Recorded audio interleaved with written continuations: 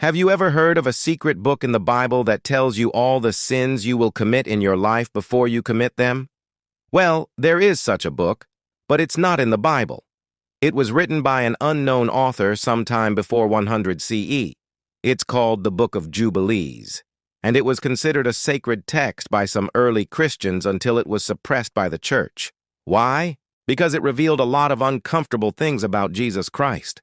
Things that, once known, would cause many to doubt his divinity. You see, this book claims to be a secret book that was sealed up with 7 seals, as it were, hidden away for a time to be revealed in the time of the Messiah. And it tells the story of the fall of humanity from the Garden of Eden and the coming of the Messiah, Jesus Christ. But it also goes into great detail about Jesus' life on earth. And some of the things it says are pretty shocking. For example, it claims that Jesus was conceived through the power of the Most High God, and that he performed all his miracles through the power of the Most High God.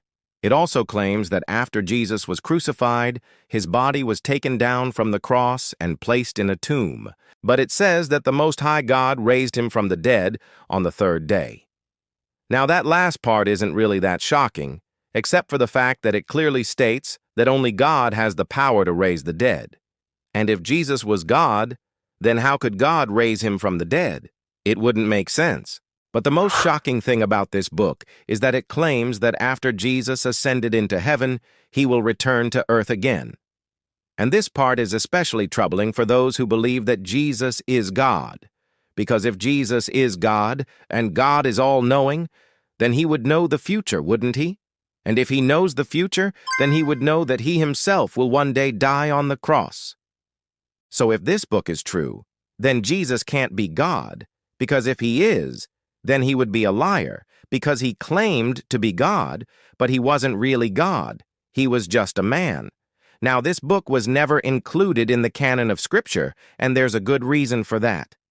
If people read this book and believed what it said, it would cause them to doubt the divinity of Jesus Christ.